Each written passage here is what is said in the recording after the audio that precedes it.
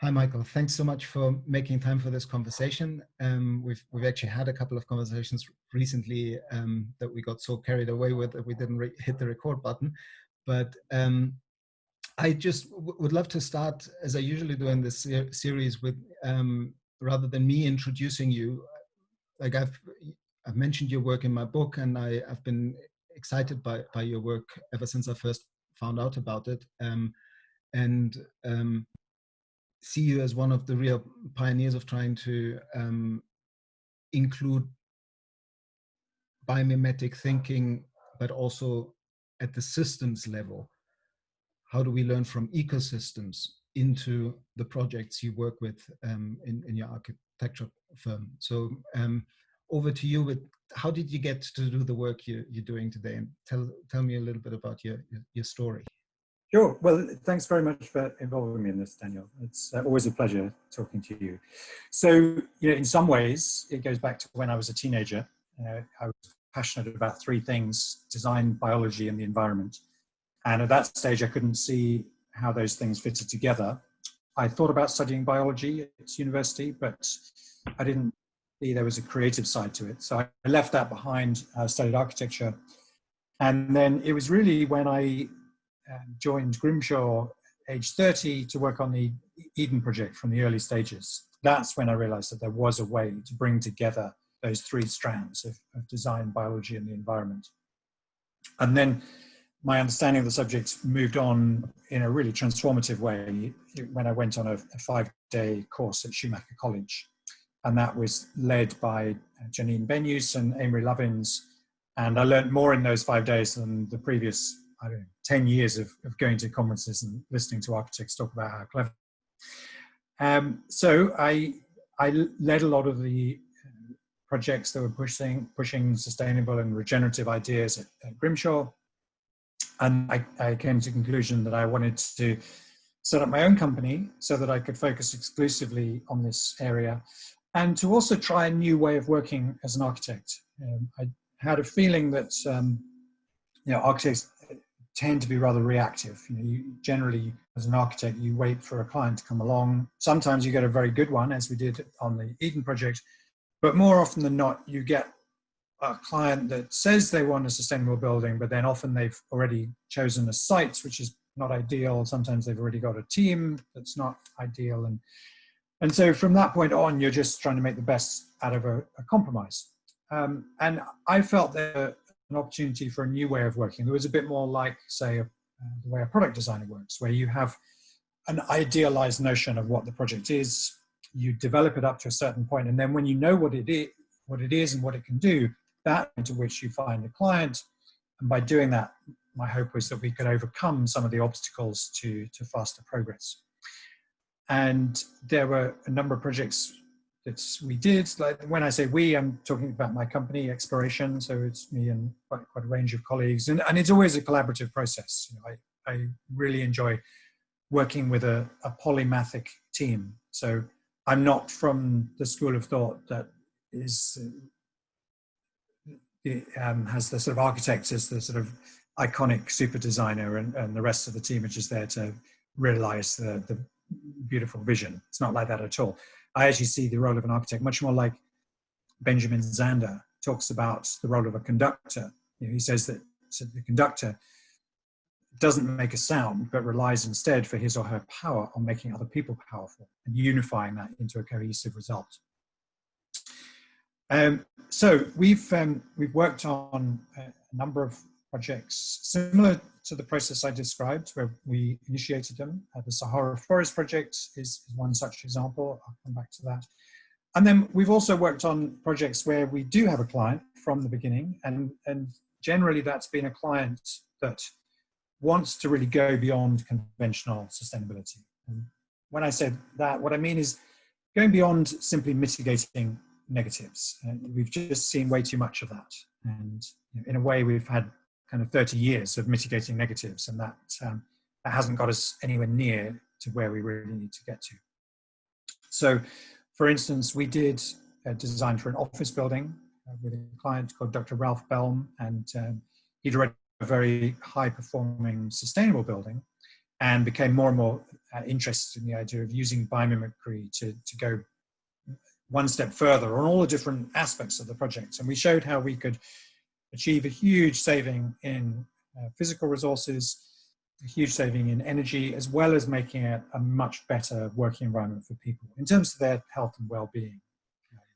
Briefly, because what I find distinguishes you from a lot of other biomimetic architects is that when you kind of take the rule book of biomimicry, there's always there's 3 levels of biomimicry. You mimic form, you mimic process, or you do ecosystems level biomimicry.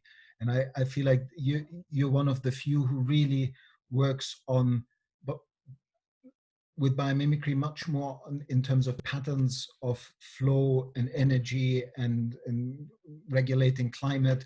Like so many of the projects from the Eden Project and the Sahara Forest Project aren't just about creating a beautiful structure that has a biomimetic form, but they're actually about increasing the potential in that place to do things that otherwise that place might not be the ideal location for, like regulating climate and so on and so forth. Could you home in on that a little bit? Yes, sure.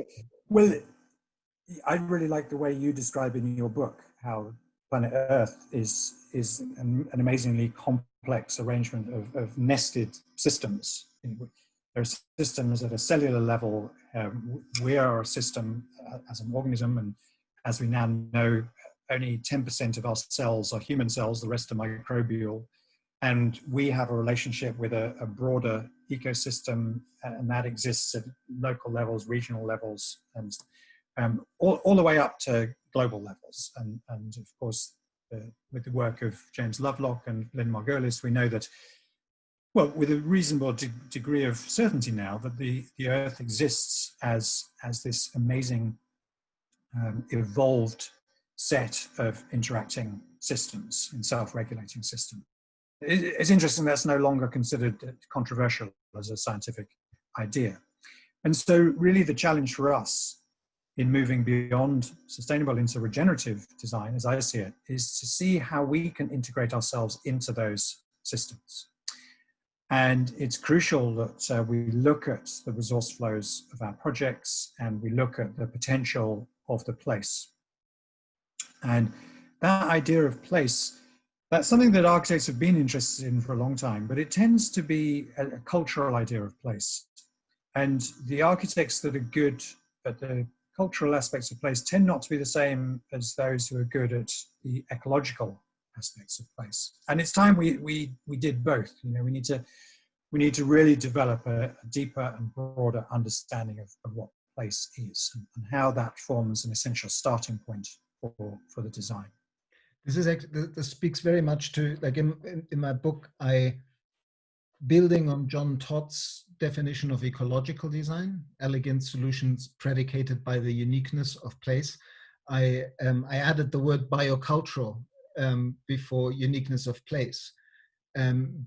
Because of that, we need to be finely attuned to both the cultural historical context and the specific, like biophysical specificity of the local ecosystem. Very much aligned. Yeah, cool. And we've used that kind of thinking on a number of projects. A more recent one than the Sahara Forest Project is a scheme we designed for a client in India for a zero waste, zero carbon textile factory. And that was really challenging because textiles as an industry uses huge quantities of energy, water, and also those tend not to be particularly enjoyable working environments. And working with this client, we were able to show that we could get all the way to zero carbon and closed loop on water, zero solid waste, and create a fantastic working environment for people. And one very important part of that was using forms of biological remediation for the water. So we had a water expert and a green chemist involved, and by designing out all the toxic inputs to the system, it then made it much more feasible to use biological forms of treatment for that water. And very deliberately, we put these biological treatment ponds all the way down the middle of the factory. There were two parts of the factory, and down the middle, there were all these reed bed water treatment systems. So we were actually getting a secondary benefit because we had big picture windows all the way down. And that meant that from any part of the factory, people could look out and get a view of nature with all the psychological benefits that gives. As well as working in, sorry, yeah, Daniel. No, it just reminded me, have you come across the work of an architect called Chris Galvin, who used to work for Terrapin Yes. Bright Green?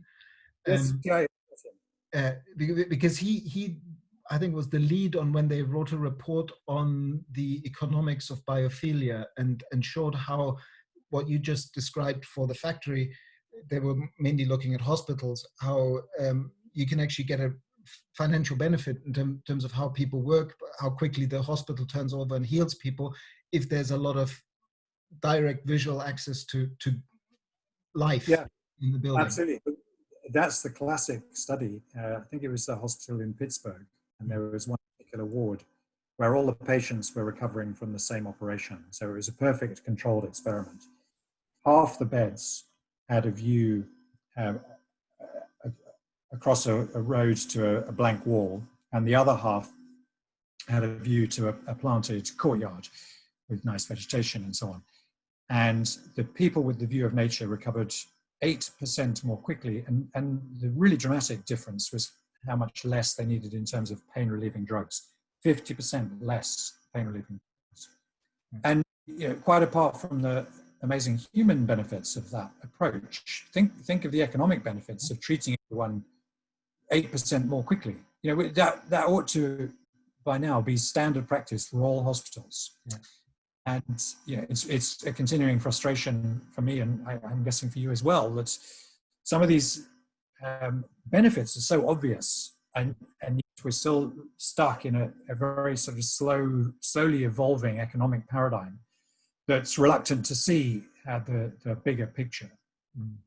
Because I'm sure maybe nobody has done that kind of research yet, but if you have to go and work in a factory assembly line environment, if it feels a bit more like a forest and a little less like an inhumane machine that you've just been plugged into, I'm sure that people will go there with a different motivation, probably work differently, but also most likely have less sick days and actually be more efficient. So very often, once you dare to think more holistically about these things, then there are health and economic benefits that previously weren't figured into the economics of it. Yeah, absolutely.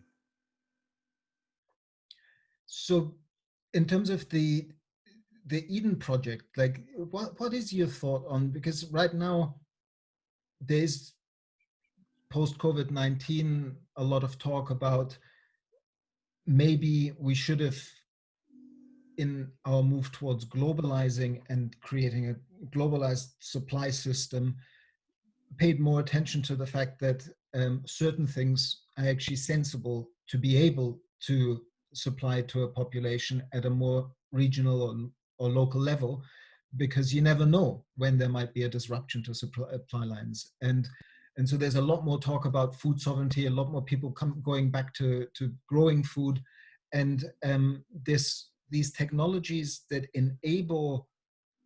use either artificial shells like the domes or thermal flywheels with water, hot water or cool water storage that regulates temperatures over months rather than short term. These artificial and slightly artificial environments, but using good physics and not a lot of energy to create the enabling conditions for plants to grow that normally wouldn't grow in that climate zone and under those conditions. Where do you see those technologies at in terms of what we've achieved so far and the potential that we could achieve in the future? And do you think that if we want to create a climate resilient world where communities have food sovereignty, these might play a much bigger role in the future? It's a question, because I think a lot of strands to that question. I mean, in some ways, the most sort of one of the most basic definitions of architecture is about modifying the climate to create a more sort of conducive internal environment. And there are some actually very good examples of how that happens in biology. There's a plant called the Himalayan Rhubarb that lives in the Himalayas, and it's a bit like an artificial greenhouse. It has these semi-transparent leaves, and it creates warmer conditions within its kind of underneath its leaves that have allowed it to become quite dominant and by far the largest plant in its particular little ecosystem, just by modifying the environment slightly. So I think there's huge potential for creating growing environments that improve our food growing capabilities. And yes, there is a very strong case for relocalizing, or at least regionalizing some of our food supply chains. And I've met some people who kind of bridle at the idea of localizing because it feels somehow constraining. But I think it's very important to distinguish between different types of resources. And the way I put it is that we need to localize our physical resources and globalize our intellectual resources. Nicely put. Yeah. It's not at all about becoming parochial. Absolutely. It's just sanity. You know, we need to share all the brilliant ideas we've got and show how we can do that with huge improvements in the efficiency of the way we use resources. I also see it as actually applying the insights of systemic biomimicry to the redesign of the human impact on Earth. We've lost touch with the biophysical realities of place and region. And if we want to fit back into the global patterns, you mentioned the Gaian patterns earlier, if we want to really be conscious, responsible keystone species in each ecosystem, trying to create conditions conducive to life, which is Janine's wonderful one-liner of what does life do best. If we need to pay more attention to appropriate scale and place and the local ecosystem. And then we can fit a global, whether we want to call it civilization or not, but a global species uniquely adapted to each place into a biosphere. But if we try to do it top down, it's not going to work. We've lost the contact to the biophysical realities, and we need global knowledge exchange and innovation and solidarity to make this happen in time, to my mind. Yeah. Recently, I was advising a national government on the circular economy, and they asked me to try and describe, you know, why is this important? And the way I presented to them was, well, let's take a lettuce just from the supermarket, and let's see where that comes from. And the NPK, nitrogen, phosphorus, and potassium fertilizer that will have been used to grow it. Well, the phosphorus would have probably come from Morocco, the nitrogen would have probably come from Qatar, the potassium would have probably come from China. And those would have all come together to the nearest large food growing area, which happened to be Malaysia in this case. And then it would have been air freighted, the lettuce would have been air freighted from Malaysia to where this particular government was. Probably half of it would have got wasted. And then it would have gone into incineration because they've run out of landfill space. And because the lettuce is 99% water, that's a ridiculously inefficient thing to do. And if you think of the molecules in that lettuce, they will have traveled 30,000 kilometers and then they would end up as ash. It's just an absurd way of doing things. And with such a long supply chain, it makes it nearly impossible to achieve circularity. So if you were to take a more sensible approach and localize that, you could actually close the loop on a lot of your nutrient cycles. You could reduce the distance by a factor of 10,000, the distance over which those molecules have traveled.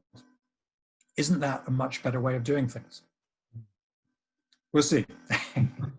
They take the advice.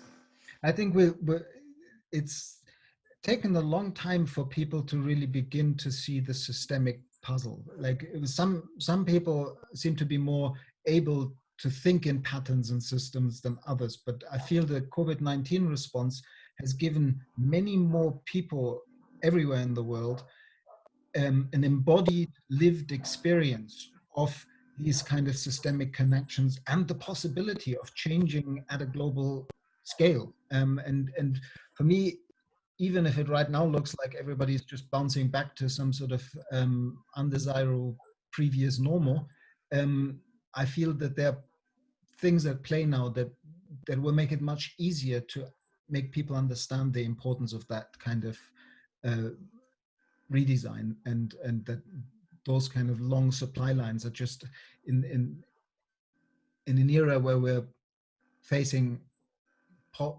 potential climate cataclysm if we don't respond within the next 10 years. It's just ludicrous. And you personally, because I just thinking about climate, I just remember that you're actually part of Architects Declare and have been quite involved in building the movement. And last time we spoke, you shared a little bit how quickly that grew. Can you tell a bit more about that? Yeah, sure. So in October, November 2018, that was a kind of pivotal moment for me, because I'd been running my company for about 10 years. And we've managed to get certain things implemented, but nowhere near as many things as I had hoped. And the most common reason I was given for things not proceeding was that these ideas are great, but the market's not ready for this yet. And then the Intergovernmental Panel on Climate Change issued their most alarming report to date, saying that, you know, unless we achieve really radical reductions in the next 10 years, then frankly, we're in deep trouble. And I thought, well, you know, this is insane. How is it that on the one hand, I'm being told the market is not ready for this, and on the other hand, the best scientific advice in the world is telling us that we're in deep trouble? So I reread one of my favorite essays, which is Leverage. We've talked about that before, by Denise Meadows. And it reminded me of how to bring about change. And in that essay, as you know, but for the benefit of your listeners, what she argues is that there are different places to intervene in a system. And some of the things that we think are often influential are actually well down her list of priorities. And right at the top is changing the paradigm or mindset out of which the system behavior emerges. And so I decided to do two things. I started working on a new book with Sarah Ichioka. A provisional title for that is Paradigm Shifts for a Planetary Emergency.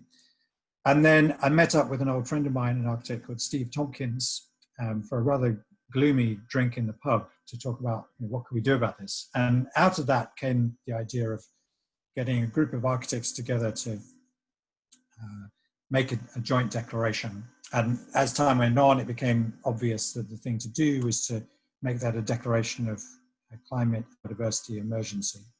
And that was because a number of other organizations had started doing that. So a lot of local authorities had at that time recently declared an emergency. So we did that, and it was fantastic to see how rapidly that was taken up. So within the first 2 days of launching, we had 200 practices in the UK signed up to an 11-point declaration. And those declaration points, they were also based on the idea of paradigm shifts. So really trying to do something substantially different to what we've been attempting for the last 30 years. And we've actually just passed the 1-year mark. On the 30th of May, that was the 1-year mark since we launched. We just passed 5,000 companies wide in 22 different countries. So that's been really energizing and exciting. And you know, we're holding big coordination meetings with people in like 15 different time zones, sharing ideas, how we can really make a difference. And what we're trying to do is to use the kind of collective influence and momentum of all these signatories to bring about the kind of tipping point that we need to make it much easier to implement these things on projects. I know from my own experience that it's really quite tough to try and achieve a degree of system change at the scale of an individual project. And by doing that, by getting all these people to kind of together and use that collective influence, we're hoping that we can bring about points here in the UK and hopefully elsewhere as well. How do you see, I mean, because all of those architects, those 5,000 firms are caught, many of them, I would, without wanting to offend them, are not as explorational and leading edge as your company is, but they still also try to push the boundaries in their fields, and they're still running to exactly the wall you've described of wonderful ideas, but the market isn't quite ready for it yet. I get the same conversations with really inspired leaders of larger multinationals who really want to turn the move into like turn their companies into regenerative companies. If they're privately owned, they often have quite a lot of leeway to do a lot of things. But if they're publicly owned, they're actually very often stuck in a system where their margin of what they can do is limited. And so how do you see a movement such as that actually reaching into transforming the entire building sector? And saying that, I'm immediately thinking of people like Jason McLennan, the Living Building Institute, or Jason Twill, who, I don't know, have you met him? No.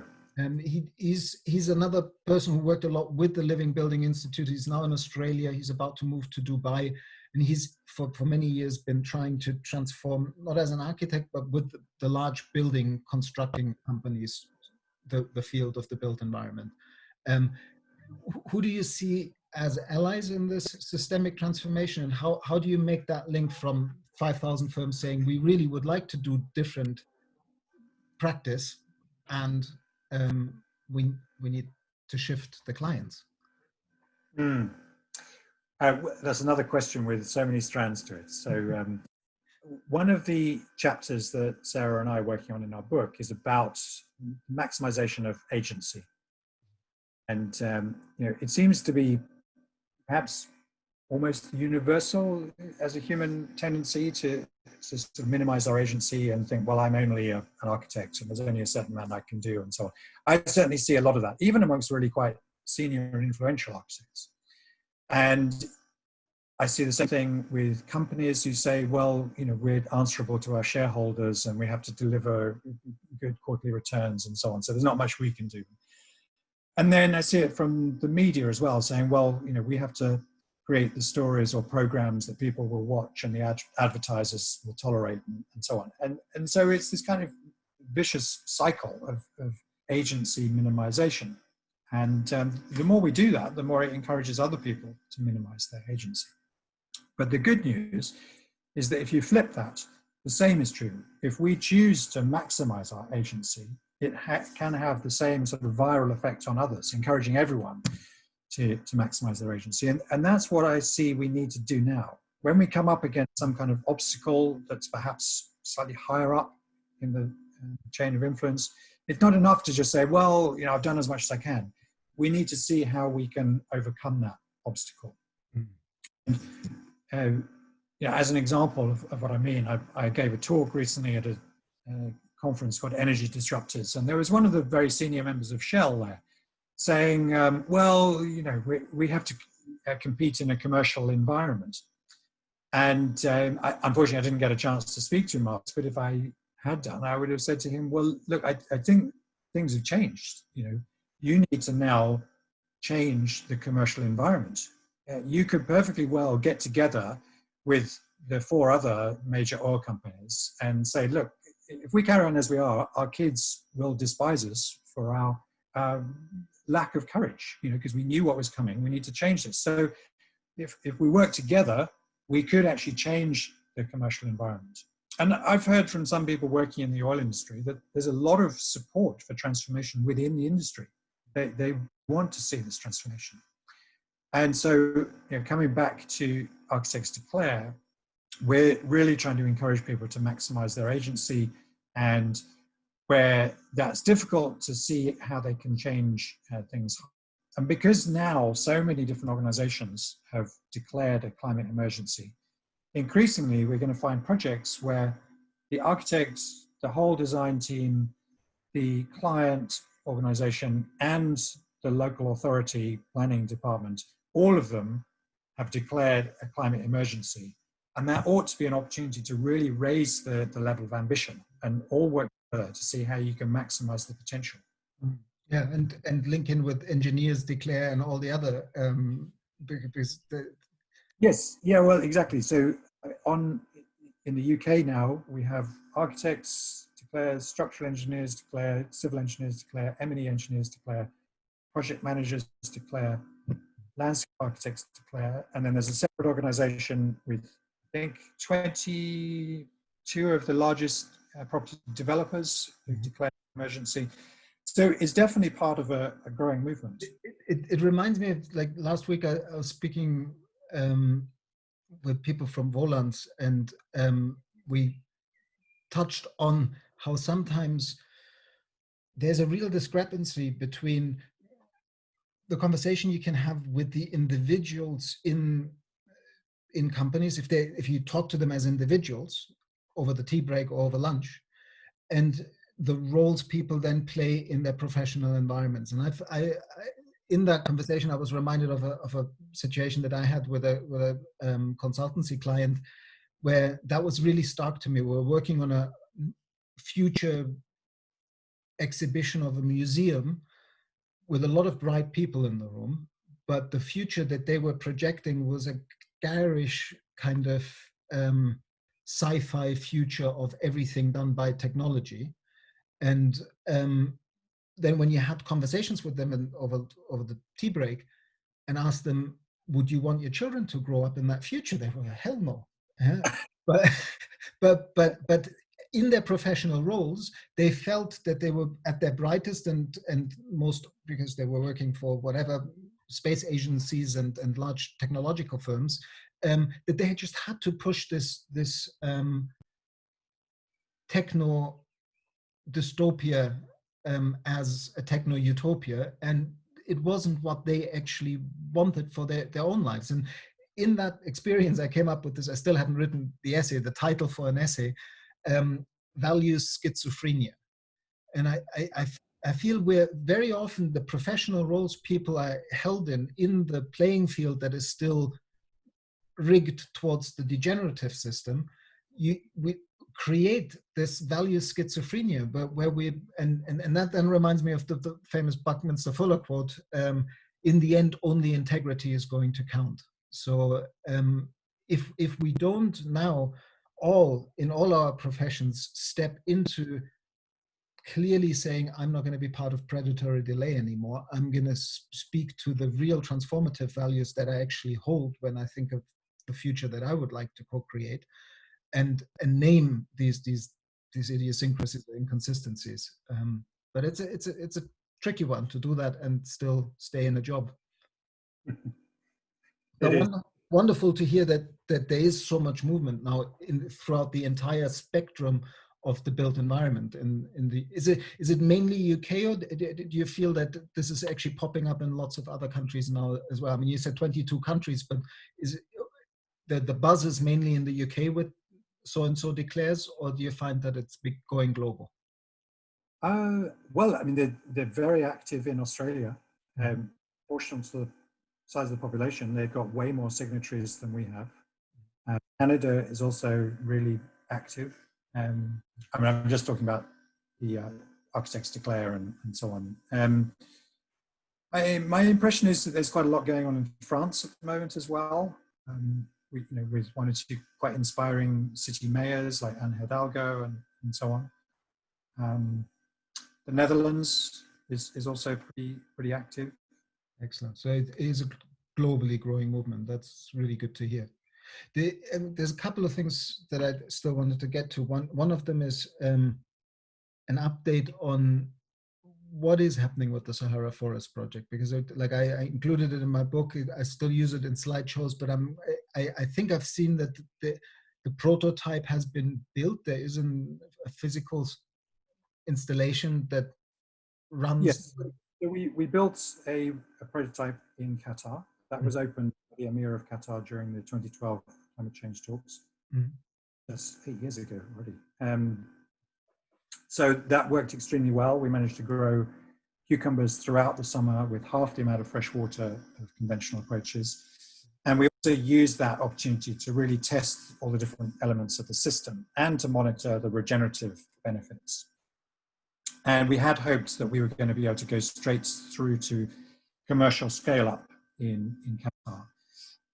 But disappointingly, our joint venture partner, it was a joint venture with a Norwegian fertilizer company and the Qatar fertilizer company.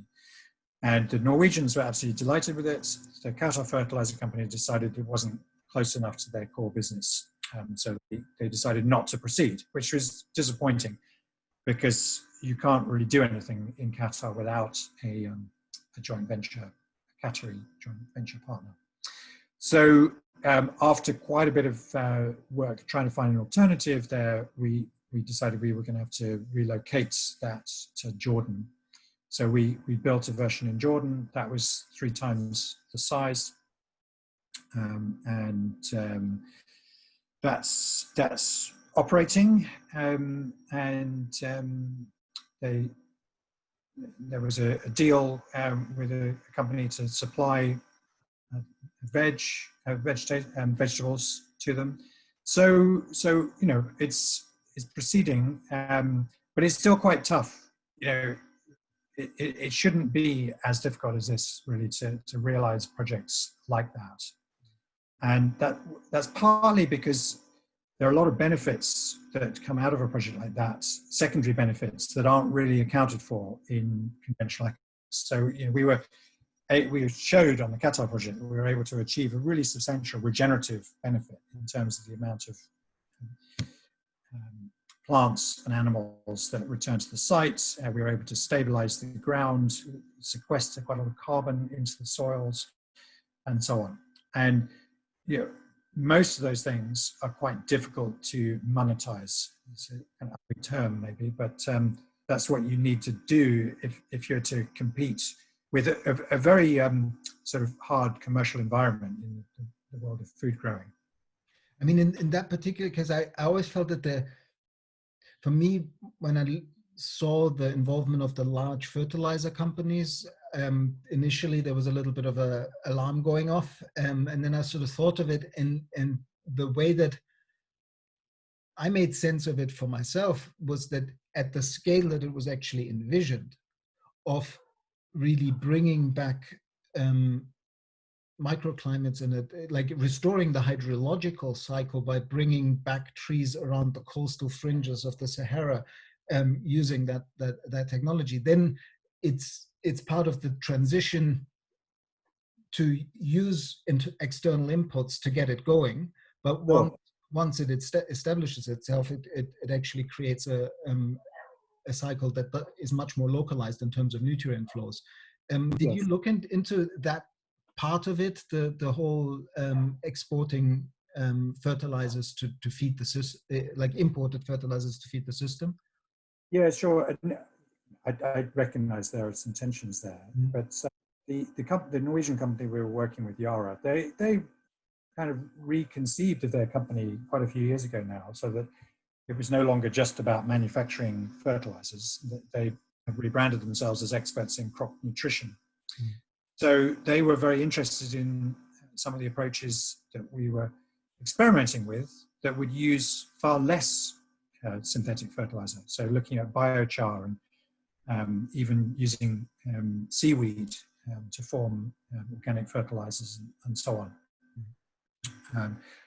And you know, for them, their main interest was that they're concerned about the growth of desertification, and you know, they see potential for some use of fertilizers in reversing desertification. And we were trying to lead them more in the direction of organic fertilizers than synthetic fertilizers. Well, that's for me that's so. Like, I'm aligned with that kind of way of working, of saying sometimes you just have to engage and you have to push people in the process as you walk with them, rather than say, no, you're doing it wrong, and until you are perfect, don't talk to me. But it is always a fine line to decide where to have that sort of, where it's still incremental improvements, but possibly incremental improvements that then create the conditions for transformative change for an entire industry to happen. And in that place, we need these imperfect but catalytic projects. Yeah. That's exactly it. You know, I've occasionally worked with companies that have a poor historical record. That makes the difference for me, whether I will work with them or not, is whether I'm convinced that they are really committed to transformative change. If they are, then I'm happy to work with them in most senses. If I don't think they're really committed and they're just doing it for kind of greenwashing, then sorry, I'm not going to get involved. Before we end there, because you mentioned briefly in a side sentence the book you're writing with Sarah, I would love to, both your first book, Biomimicry and Architecture, and the book you're writing right now. Tell me a little bit more about those books. Sure. So Biomimicry and Architecture, I was commissioned to write that by the RIBA, the Royal Institute of British Architects. And that was such a pleasure. You know, it was like forcing myself to write a detailed manifesto for what I want to do with my company, and getting to meet and talk to a lot of the best experts from around the world. So that was a really useful process for me. And this new one, well, we're still in the writing process at the moment, so I'm not exactly sure when it's going to be published, but each chapter is going to be describing a paradigm shift. So the first one is about the shift from sustainable to regenerative, and then we're going to go on to looking at how we need to radically transform our view of the rest of the living world. And this is picking up on some of the work from a philosopher called Freya Matthews, and also Jeremy Lent. I particularly enjoyed his book, The Patterning Instinct, in which he showed that if we carry on with a metaphor of nature as something to be conquered, then we're in serious trouble, and we need to transform that so that we see ourselves as part of a web of life support systems, and we need to integrate ourselves into them. And then we'll go on to talk about transforming cities, rethinking our relationship with time, and trying to think over longer timescales. And we'll be looking at the whole issue of sort of growth and degrowth, and our argument will be that what we need to head for is actually a state of dynamic equilibrium. So I'm not convinced by the framing of the degrowth thesis. I think a lot of what they say is great, but the framing is problematic. And I think it's much more likely to succeed if we talk about dynamic equilibrium. Just as you have in biology, systems with high levels of growth, decay, and renewal that exist in balance. And then we'll finish the book with a chapter about agency. So this is about neither being an optimist or a pessimist, but instead being a possibilist, and a possibilist that maximizes their agency. Yes, so those 6 paradigm shifts we see as crucial to really addressing the state of emergency. Have you come across quite a few years back, I think it was in 2009, Hazel Henderson and Fritjof Capra got commissioned by, I think it was the British Institute for Chartered Accountants or something like that, to write internal, like a sort of monograph that was called Qualitative Growth. And they distinguish, again, because I have the same sort of, as a biologist and ecologist, and earth system scientist, I feel uncomfortable with notions of growth is bad and degrowth, but then of course I understand enough about the dysfunctionality of the current economic system and monetary system that I know that that kind of growth is impossible. And so for me, it's about redeeming growth as a word, so it doesn't become a dirty word. And by putting this qualitative growth in, you actually make, like in nature, things start growing exponentially normally, populations, and then eventually they have that inflection point and they shift from the logistic curve, from the exponential curve to the logistic curve. And once they do that, past the inflection point, the journey is a qualitative growth. Like just in our lives, we stopped growing in terms of dimensions some time ago, but then you learn stuff and you build relationships and you build tacit knowledge and experience, and that's the qualitative growth. And I feel it fits well with dynamic equilibrium, which almost even more like bringing in the adaptive cycle of ecosystems change, reminds us that there will be phases where it's rapid growth and there will be phases where it's the dissolution of structures and negative growth. But overall, you need to keep them in equilibrium. And the buffer is through the panarchy, that it happens at different scales in different places at the same time. And then overall, you create the equilibrium. I mean, that's at least how natural systems work. Sure. Yes. Well, I mean, you write about it very eloquently in your book about qualitative growth, and yes, I'm with you on that. Yeah. So wonderful. I mean, this has been a joy to explore, and I hope we have more opportunities to work together and explore, putting our ideas together and also into practice. Let's see what we can dream up here on Mallorca, because I'm increasingly wanting to create projects where I live, but I still sense that there's a huge opportunity to work with islands as models for bioregional change. And a lot of these, whether we're talking cities, like Herbert Girardet wrote this lovely book on regenerative cities, and a friend of mine, I know him through the Findhorn Fellows, and again, what he pointed out very early on when he did the footprint of London is that if you want to transform cities, you have to transform them within their region. And we don't have good models of that yet. But my hope here at the moment, and this is an invitation for us to collaborate, is that here on Mallorca, having had a real shock to the main industry through COVID-19, that I think sits deep enough that now people will hear the warning that I've been giving for 10 years of, well, you need to prepare for the times when tourism isn't as strong anymore now. So you're ready when the contraction happens, rather than try to maximize profits until the very last moment. And I think that's arrived in people, and there's a real possibility to explore how to turn a 500,000 people city in a 1 million people region into a new direction. Islands are interesting because it's very obvious where the physical limits are.